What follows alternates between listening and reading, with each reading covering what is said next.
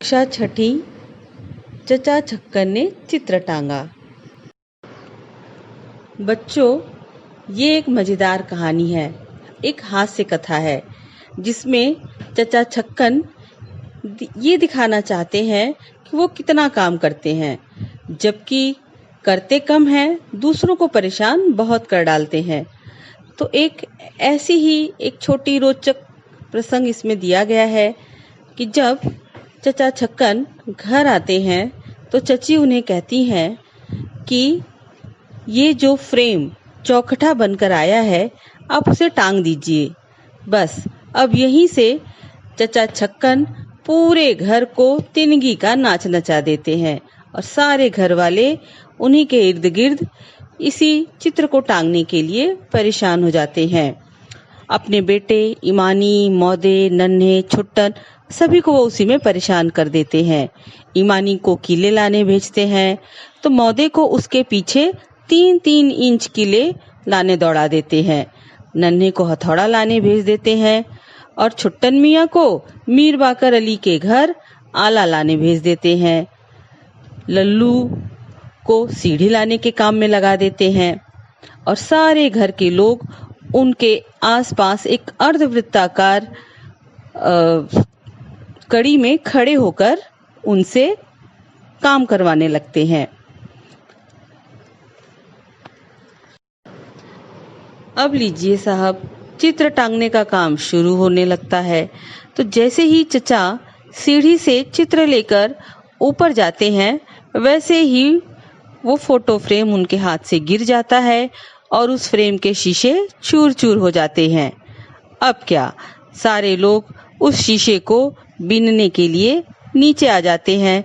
चचा भी जैसे ही उन किरंचों को, उन शीशे के चूरों को उठाने के लिए जाते हैं, उनके हाथ में शीशा चुभ जाता है। अब खून बहने लगता है। सारे लोगों को वो चिल्लाने लगते हैं कि अरे कोई रुमाल तो ढूंढ कर लाओ। चची पूछती है कहाँ रखा है रुमाल। अब रुमाल था उनकी शेरवानी की जेब में। अब शेरवानी की खोज शुरू हो जाती है और शेरवानी पे चचा बैठे बैठे ही चिल्ला रहे थे, भाई चलो किसी तरह शेरवानी मिली, रुमाल मिला। अब फिर नया शीशा लाया गया और उसे चौखटे में जड़ा गया और वापस वही कहानी शुरू फ्रेम लगाने की। एक जन सीढ़ी पकड़े, एक ने मोमबत्ती दिखाई, एक ने आला पहुंचाया, एक कील और हथौड़ा पहुंचाया और जैसे तैसे किसी तरह से फ्रेम टांगने का काम पूरा हुआ। लेकिन इन सारे कामों में घर के लोग इतना थक कर चूर हो गए कि चचा के अलावा सभी सो गए और अंत में किसी तरह से फोटो तो टंग गया, लेकिन वो भी टेढ़े मेढ़े। लेकिन फिर भी चचा को लगा कि लो, इतने से काम के लिए लोग मिस्त्री बुलाते हैं और इस तरह से चचा ने किसी तरह से भी चित्र टांगा। अब आपको ये पाठ पढ़ना है और चित्र टांगने का काम कैसे पूरा हुआ ये अपने वाक्य में लिखना है। और हाँ, एक और मज़ेदार कहानी आप देखिए और कल आपको इसी पाठ के शब्दार्थ और कुछ प्रश्नों के उत्तर लिखने दूंगी।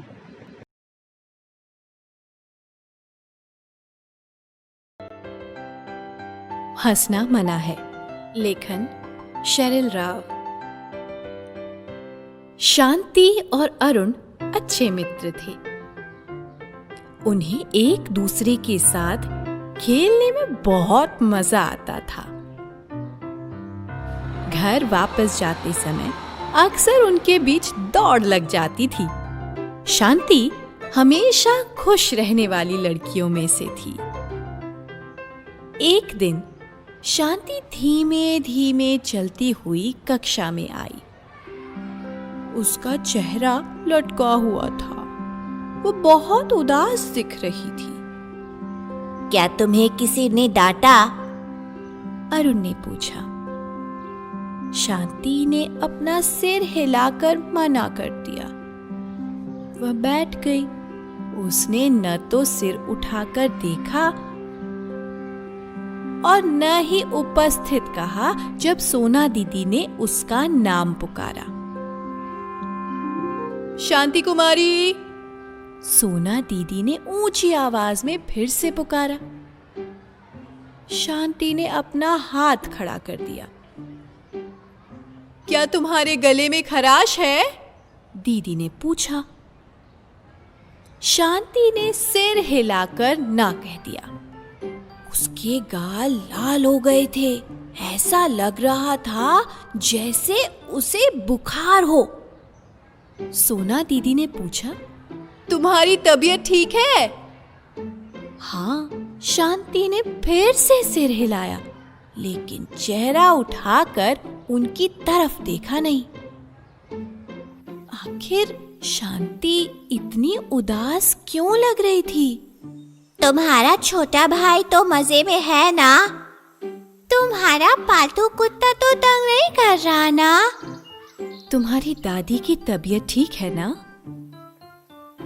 शांति सभी दोस्तों के सवालों पर सिर हिलाती रही, लेकिन उसने चेहरा ऊपर नहीं उठाया। अरुण शांति को हंसाना चाहता था। उसे एक उपाय सूझा। उसने अपना बस्ता खोला और उसमें से कुछ निकाला। जैसे ही वह उसे शांति को दिखाने के लिए दौड़ा, वह चीज उसके हाथ से फिसल गई। शांति ने देखा कि कोई चीज उड़कर उसके पास आ रही है। उसने लपक कर चीज को पकड़ लिया।